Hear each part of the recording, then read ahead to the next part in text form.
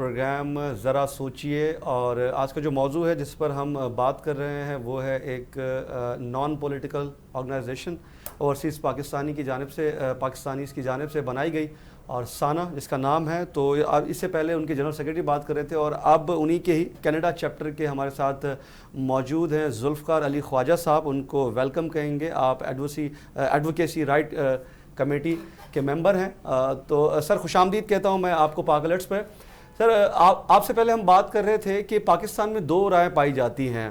ایک تو یہ ہے کہ جو پاکستانی جا رہے ہیں ملک چھوڑ کر کامیابی کے لیے، اسٹڈی کے لیے، مختلف چیزوں کے لیے جا رہے ہیں، وہ کیونکہ ریشو بھی بڑھتا جا رہا ہے. ابھی ایک رپورٹ کے مطابق کہ صرف تقریباً رواں سال 6 منتھ میں 5 لاکھ سے زیادہ لوگ جو ہے وہ چھوڑ کے گئے ہیں ملک. تو یہاں ایک یہ رائے پائی جاتی ہے کہ ایسے لوگ جو ہیں وہ دھرتی سے ان کی وفا نہیں ہے، دھرتی سے وفا نہیں ہے ان کی. لیکن دوسری رائے ایک یہ بھی پائی جاتی ہے یہاں پر کہ جو لوگ پاکستان چھوڑ کے جاتے ہیں کامیابی کے لیے، جب وہ وہاں کامیاب ہوتے ہیں تو وہاں پھر وہ ملک کے لیے بھی سوچتے ہیں، وہ پاکستان کے لیے بھی سوچتے ہیں، وہ سندھ کے لیے، پنجاب کے لیے، جو جس صوبے کا ہے وہ وہاں جا کر پھر ایک آرگنائزیشن بناتا ہے، جس طرح آپ کی مثال ہے، جس طرح آپ نے سانا ایک تنظیم بنائی ہے.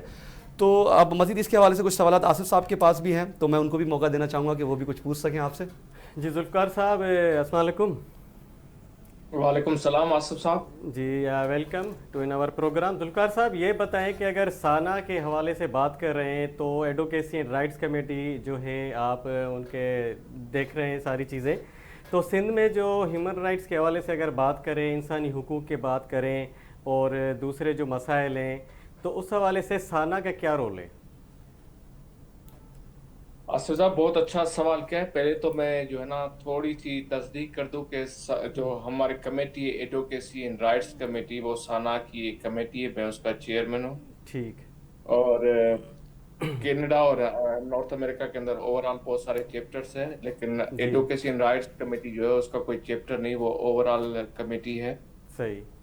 اب ثنا کا جو حال ہے کہ ثنا کیا کر سکتی ہے جو صورتحال سندھ کے اندر ہے یا پاکستان کے اندر ہے، تو ثنا کے پاس کوئی گورنمنٹ اتھارٹی نہیں ہے. ہمارا کام ہے ایڈوکیسی کرنا، لوگوں کو اویئرنیس دینا، صحیح. اور وہ باتیں جو بھی ریزالو کر سکتے ہیں ایشوز کو ان تک پہنچانا. ٹھیک. تو ثنا نے بیسیکلی لاسٹ 41 ایئر سے ایڈوکیسی کی ہے. بہت سارے سندھ کے جو پرٹیکولر مسائل سے ان پہ گورنمنٹس کے ساتھ بات کرتی رہی ہے، اور بہت مرتبہ جو نا سندھ گورنمنٹ کے ساتھ انہوں نے کولابریشن بھی کیا ہے اور بہت سارا کام انہوں نے ساتھ کیا ہے. لیکن انفارچونیٹلی جو ابھی موجودہ سندھ کی گورنمنٹ ہے وہ میرے خیال سے صرف دوسرے کاموں میں مصروف ہے، اور وہ جو ویلفیئر ہے لوگوں کی اس کے لیے کام نہیں کرتی. اسی وجہ سے سندھ کے اندر بہت سارے مسائل ہیں، اور مجھے تو سمجھ نہیں آتی کہ ہمارے جو سندھ میں بھی چیف منسٹر ہے یا جو سٹنگ پارٹی ہے وہ بولتی ہے کہ یہ چیز نہیں ہو رہی، بعد میں وہ خود ان کے لیے پروٹیسٹ کرتے ہیں. میرے خیال سے this may be the bargaining game overall. صحیح. میں اس کی ایک چھوٹی سی مثال دینا چاہوں گا کہ جب سندھ کے اندر لاسٹ ایئر سے ہی جولائی اگست سے ہی شروع ہوا تھا کہ کینالز بن رہے ہیں انڈس ریور پر، سندھ کے پانی کو ڈائیورٹ کیا جا رہا ہے، تو سندھ گورنمنٹ کا یہی موقف تھا کہ کوئی کینال نہیں بنے. اور دو خاص طور پہ مراد علی شاہ اور کھوڑو صاحب نے یہ بات کی تھی، لیکن بعد میں وہ خود ہی پروٹیسٹ کرنے لگے. تو I don't know what they achieve from that protest, but مجھے لگتا ہے کہ وہ اوور آل بارگیننگ گیم ہے، نہ کہ سندھ کے لوگوں کو رائٹس دینے کی. لاسٹ 16-17 ایئر سے پیپلز پارٹی کی گورنمنٹ ہی رہی ہے، لیکن آپ سندھ کا شہر دیکھیں، میرے خیال سے پاکستان کے تمام صوبوں سے بدتر سے بدتر ہے. وہ ایک NICVD بنا کر لوگوں کو دکھاتا ہے کہ ہاں ہمارے پاس یہ ہیلتھ کے ایشو ہے، بہت سارا ہم لوگوں نے کام کیا، لیکن وہ کبھی بھی نہیں بتاتے کہ ہر ڈسٹرکٹ کی سول ہاسپٹل میں کیا حالات ہے. صحیح. اچھا حضور صاحب، یہاں معذرت قطع کلامی کی معذرت چاہتا ہوں سر. میں آپ سے پہلے آپ کے جنرل سیکریٹری بات کر رہے تھے تو میں نے ان سے ایک پولیٹیکل سوال پوچھا تو انہوں نے کہا جی ہم نان پولیٹیکل آرگنائزیشن ہے، تو میں اس پر کوئی کمنٹ نہیں کرنا چاہتا. لیکن آپ کی جو تنقید تھی سندھ گورنمنٹ کی، تو اس نے مجھے مجبور کیا کہ میں تھوڑا پولیٹیکل سوالات آپ سے تو پوچھ سکتا ہوں کم سے کم. اب میں اپنی پرسنل کیپیسٹی میں بالکل جواب دے سکتا ہوں ان کا. جی. تو ایسے دیکھیں ابھی جو ملک میں ایک بحث چھڑ گئی ہے صوبوں کے حوالے سے، اور نئے صوبے ملک میں بنائے جا رہے ہیں، کیونکہ سانا نے اس سے پہلے جو کینالز کا مسئلہ تھا اس میں بھی آپ نے آواز اٹھایا، آپ کے لوگ یہاں موجود رہے، وکلاء کے ساتھ آپ کی سپورٹ رہی، اور اسی طرح سالہ سال آپ جس طرح کنونشن رکھتے ہیں اگست کے آخر میں، تو اس سال بھی یقیناً ہے اس کا تھیم آپ کا کینالز کے حوالے سے ہے۔ تو صوبوں کے حوالے سے کیا کہیں گے؟ ایک بحث جو چھڑ گئی ہے یہاں پر، اور کہے جا رہے ہیں کہ ملک کی مسائل کا حل یہ ہے کہ پاکستان کے، کیونکہ آپ اوورسیز ہیں، آپ وہاں کیونکہ جو وہاں نظام ہے اس طرف آپ رہتے ہیں تو اس چیز کو بہتر جانتے ہوں گے، کیا حل واقعی میں یہی ہے کہ نئے صوبے بنائے جائیں تو یہ مسائل سے ہم چھٹکارا حاصل کر لیں گے جو ہم 78 سال سے نہیں کر پائے؟ سر میرے خیال سے 78 سال سے ہم نے ایک جن پالا ہوا ہے جو ہر دفعہ نیا تجربہ کرتا ہے اور وہ ہر دفعہ ناکام ہی ہوتا ہے۔ میں تھوڑی سی وضاحت کرتا چلوں کہ پاکستان جو ہے وہ اس نے صوبے نہیں بنائے، ہم جو ہے نا ایک اکایاتی انہوں نے مل کر پاکستان بنایا۔ تو Sindh was a country before Pakistan exist. اب اگر ہم کوئی پاکستان توڑنے کی بات کرتا ہے تو ہم بولتے ہیں کہ وہ غدار ہے اور یہ ہے۔ آپ ہمارا جو نا صدیوں پرانا جو نا ملک توڑنے کی بات کرتے ہیں تو آپ کیا ہے؟ تو یہ کوئی حل نہیں ہے کہ 12 صوبے ہونے چاہیے، 15 صوبے ہونے چاہیے، یہ نہیں۔ آپ گورنمنٹ کو تو گورن تو کرنے دیں، آپ اپنا جو ہے وہ گڑا ہوا مردہ نکال دے، جو سویلین گورنمنٹ ہے فیئر الیکشن کے تھرو ان کو گورن کرنے دے تو ساری چیزیں ٹھیک ہو جائے گی۔ آپ ہر مرتبہ نیا تجربہ لے کر آتے ہو، کبھی آپ 1 یونٹ بناتے ہو، کبھی دوسری چیزیں لاتے ہو، مارشل آرٹس لاتے ہو، تو ان کو چھوڑ دو، آپ لوگوں کو حکومت کرنے دو، آپ نکل کے جو آپ کا اصل کام ہے وہ کرے تو ساری چیزیں ٹھیک ہو جائے گی۔ میں البرٹا میں رہتا ہوں، کینیڈا کا بہت بڑا صوبہ ہے، اونٹیریو جتنا تو بڑا نہیں ہے، لیکن یہاں اگر آپ ڈرائیو کرنا چاہیں اونٹیریو کے ایک کونے سے دوسرے کونے سے تو آپ کو 2 دن لگیں گے ڈرائیو کرنے میں۔ تقریباً 2500 کلومیٹر آپ ڈرائیو کرو گے تب دوسرا صوبہ آئے گا۔ تو یہاں تو ایسا کوئی ایشو نہیں ہے کیونکہ یہاں سویلین گورنمنٹ ہے۔ اب سویلین گورنمنٹ کو آپ کام کرنے نہیں دیتے ہو، پر نئی چیزیں روز لے آتے ہو کہ یہ صوبہ ہونا چاہیے، وہ صوبہ ہونا چاہیے۔ میرے خیال سے صوبہ مسئلے کا حل نہیں ہے، صرف سپرمیسی ہونی چاہیے پبلک کی اور لوگوں کو گورن کرنے دیا جائے جو ان کے رائٹس ہے، تو میرے خیال سے یہ مسئلے نہیں ہوں گے۔ اچھا ذوالفقار صاحب یہ بتائیں کہ دیکھیں کہ اگر ماضی کا ہم مثال لیں تو 1 یونٹ بنایا گیا، 1 یونٹ میں یہ اسی لیے بنایا گیا کہ چاروں صوبوں کے جو 1 یونٹ بنایا جائے اور ساری جو ایڈمنسٹریٹو ہے کنٹرول کی جائے، لیکن اب یہ جو صوبوں کا کہہ رہے ہیں کہ صوبے بنائیں گے تو پاکستان کے مسائل حل ہوں گے، آپ کیا سمجھتے ہیں کہ آپ بتائیں کہ کینیڈا میں کتنے صوبے ہیں اور وہاں کی ایڈمنسٹریٹو کیسی ہے، اور یہاں پہ جو انہوں نے شوشہ اٹھایا ہے کہ صوبے بنانے سے مسئلے حل ہو سکتے ہیں، تو آپ کیا کہیں گے؟ سر کینیڈا بہت بڑا کنٹری ہے تو اس کے 10 صوبے اور 3 ٹیریٹری ہے۔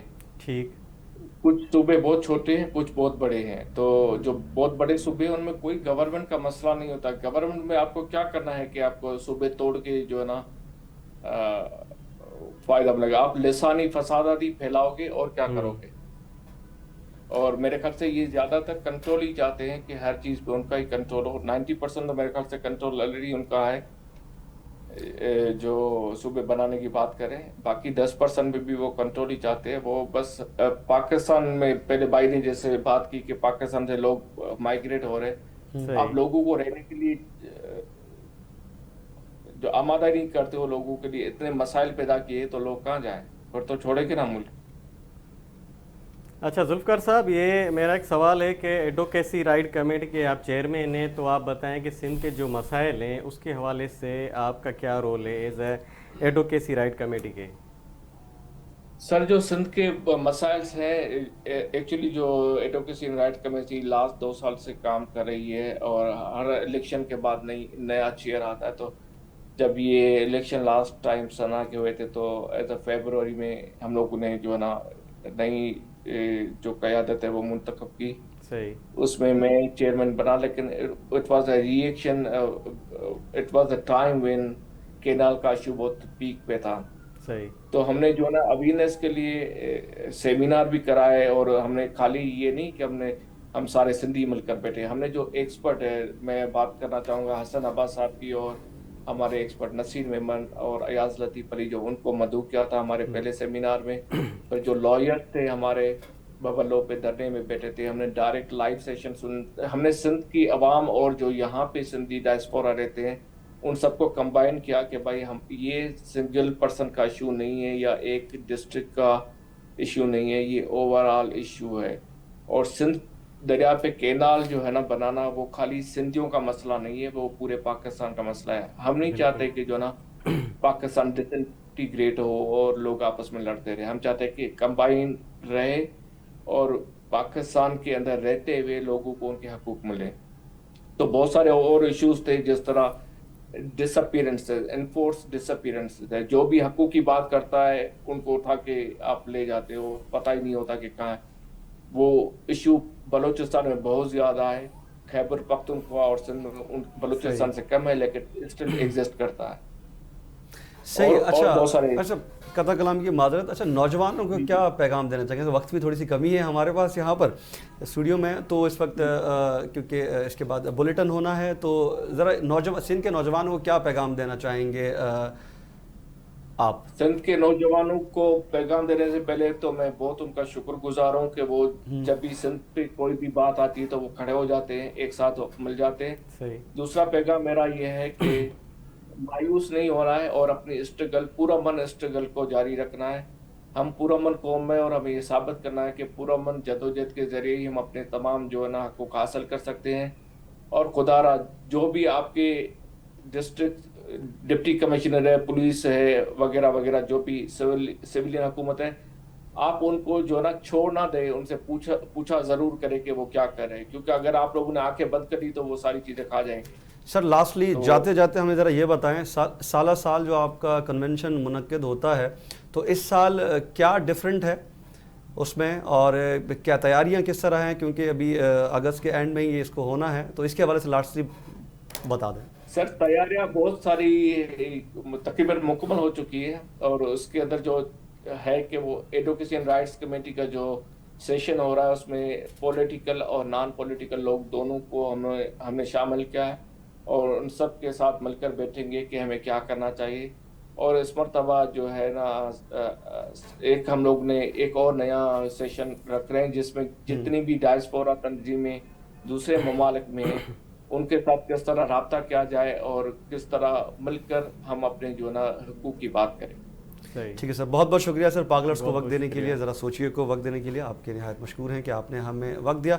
तो जी ये थे एडवोकेसी राइट कमेटी के चेयरमैन जुल्फ़कार अली ख्वाजा साहब। जो देखिए जो बात कर रहे थे साहब, जिस तरह हमने बात की कि क्योंकि ये एक बहस भी रही है कि जब भी हम बात करते हैं तो ये कहा जाता है, दो राय पाकिस्तान में बेसिकली पाई जाती हैं। जो मुल्क छोड़ जाते हैं तो उनको यही कहा जाता है कि जी वो उन्होंने मुल्क से वफ़ा नहीं की है और वो पाकिस्तान ने उन्हें बनाया, पाकिस्तान ने उन्हें सब कुछ दिया, पाकिस्तान ने उन्हें शनाख्त दी, उसके बाद वो मुल्क छोड़ जाते हैं।